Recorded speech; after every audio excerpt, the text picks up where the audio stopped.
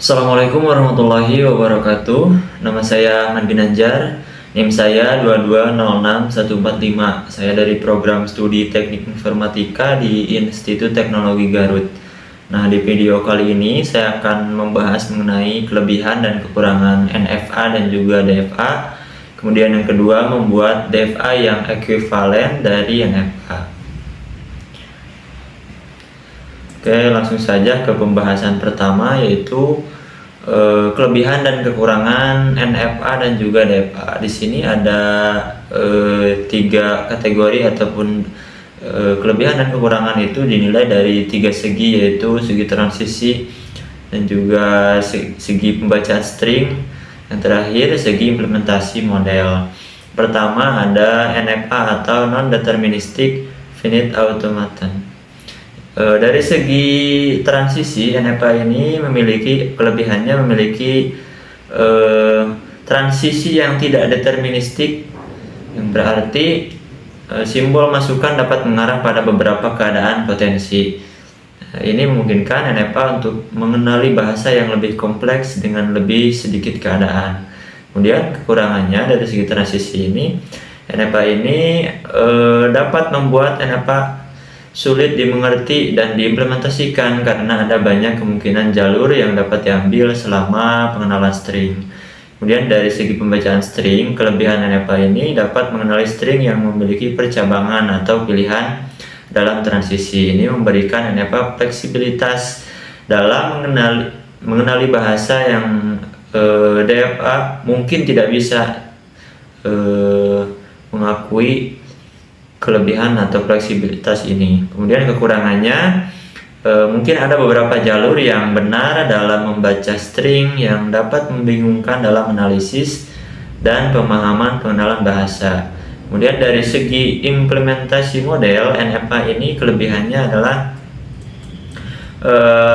dapat digunakan untuk mengenali bahasa yang lebih kompleks dan lebih sedikit keadaan yang mempunyai efisiensi, yang membuatnya efisien dalam beberapa situasi. Kemudian kekurangannya, implementasi NFA bisa lebih kompleks daripada DFA karena ada non-deterministik yang memerlukan algoritma khusus untuk seperti konversi ke DFA jika diperlukan. Kemudian yang kedua ada DFA atau Deterministic Finite Automaton. Dari segi transisinya, kelebihan DFA ini memiliki transisi yang deterministik, artinya setiap simbol masukan memiliki tepat satu transisi yang didefinisikan untuk setiap keadaan. Hal ini membuat DFA lebih mudah dimengerti dan diimplementasikan. Kemudian kekurangannya, karena sifat deterministiknya, DFA mungkin memerlukan jumlah keadaan yang lebih besar untuk mengenali bahasa yang lebih rumit. Ini bisa membuat DFA lebih besar dan lebih sulit diimplementasikan untuk bahasa yang kompleks. Kemudian dari segi pembacaan string, kelebihan dari DFA ini yaitu membaca string secara sekuensial dan ada satu jalur yang benar saat membaca setiap string. Ini membuat DFA lebih efisien dan dalam mengenali string dan sangat baik dalam mengatasi string yang sesuai dengan bahasa yang didefinisikan. Kemudian kekurangannya, DFA tidak memiliki fleksibilitas yang mengenali string yang memerlukan pilihan atau percabangan dalam transisi. Ini berarti DFA mungkin tidak bisa mengenali bahasa yang dapat diterima oleh NFA. Kemudian dari segi implementasi model, kelebihan DFA ini yaitu bisa lebih sederhana dan efisien karena strukturnya yang deterministik. Ini membuatnya cocok untuk aplikasi yang memerlukan pengenalan bahasa yang sederhana. Kemudian kekurangannya, ketika bahasa yang baru yang harus diakui kompleks, implementasi DFA bisa menjadi rumit dan memakan waktu. Ini juga mungkin memerlukan lebih banyak memori. Oke, langsung saja ke pembahasan kedua, yaitu membuat sebuah DFA yang ekuivalen dengan NFA. Nah, di sini ada sebuah aturan produksi sebuah NF-AB memiliki inputan yang terdiri dari AB, kemudian string terpendeknya yaitu AB, dan string harus berawalan A. Jadi kalau dibuatkan NF-nya adalah seperti ini. Nah, state awalnya Q0, kemudian state keduanya yaitu Q1, dan state akhirnya adalah Q2. Karena di aturan produksi disebutkan bahwa string harus berawalan A atau inputan itu harus berawalan A, maka Q0 dikasih inputan A, di sini bisa kembali ke Q0 ataupun bisa langsung ke Q1. Q1 dikasih inputan B, bisa kembali lagi ke Q1 atau bisa langsung ke Q2 atau ke state akhir. Nah, kemudian langkah-langkahnya adalah sebagai berikut. Kita membuat terlebih dahulu tabel transisi NFA. Nah, di sini untuk inputannya yaitu AB, kemudian state awalnya Q0. Nah, Q0 ini ketika dikasih inputan A, maka dia itu bisa ke Q0, Q1. Maka disebut di sini Q0, Q1. Kemudian jika dikasih inputan B, Q0 ini dia akan menuju ke state kosong. Kemudian Q1 jika dikasih inputan A, maka dia akan menuju state kosong, dan Q1 jika diberi inputan B, maka dia akan ke Q1 dan Q2. Nah, Q2 ini merupakan state akhir dari NFA tersebut. Kemudian langkah selanjutnya kita membuat tabel transisi DFA. Nah, di mana inputannya AB sama dan state awalnya adalah Q0, kemudian Q0 dikasih inputan A yaitu Q0 Q1. Nah, dan ketika Q0 dikasih inputan B, maka akan menuju state kosong. Kemudian Q0 Q1 jika dikasih inputan A, maka dia akan kembali ke Q0 Q1.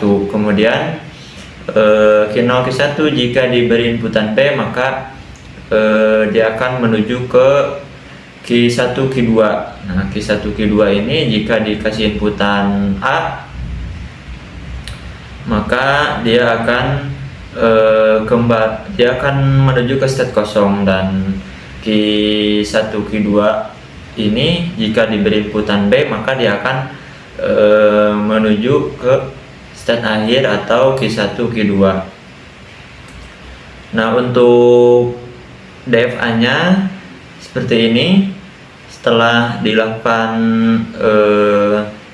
transisi ataupun ekuivalensi dari sebuah NFA tadi, dihasilkanlah sebuah DFA seperti pada gambar ini. Nah, state awalnya Q0, kemudian ada Q0 Q1, kemudian juga Q1 Q2 dan state kosong. Nah, di sini kita lakukan percobaan dengan string AAB, apakah benar diterima ataupun ditolak ya. AAB kita coba lakukan pengujian. Q0 dikasih inputan A, dia akan menuju ke Q0 Q1. Q0 Q1 diberi inputan A, dia akan kembali ke Q0 Q1. Q0 Q1 diberi B, inputan B, dia akan menuju ke Q1 Q2. Q1 Q2 diberi inputan B, dia akan kembali lagi ke Q1 Q2, dan Q1 Q2 ini adalah state akhir, maka string tersebut diterima. Kemudian yang kedua atau yang bagian B ini stringnya A, B, B, B. Nah, perlu diingat juga bahwa di aturan produksi tadi string itu harus berawalan A. String kedua yaitu A, B, B, apakah diterima atau ditolak.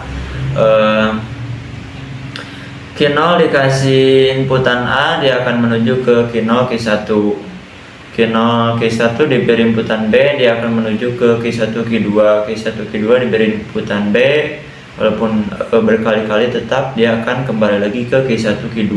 Itu state akhir. Maka string tersebut ditolak. Nah, yang terakhir, yang ketiga itu string C apakah benar ditolak ataupun malah sebaliknya diterima. A, B, B kita coba. Q0 dikasih inputan A, dia ke Q0 dan Q1. Q1 diberi inputan B, dia ke Q1 Q2, Q1 Q2 diberi inputan B, kembali lagi ke Q1 Q2, dan Q1 Q2 diberi inputan A, dia akan menuju state kosong, dan state kosong ini bukan state akhir.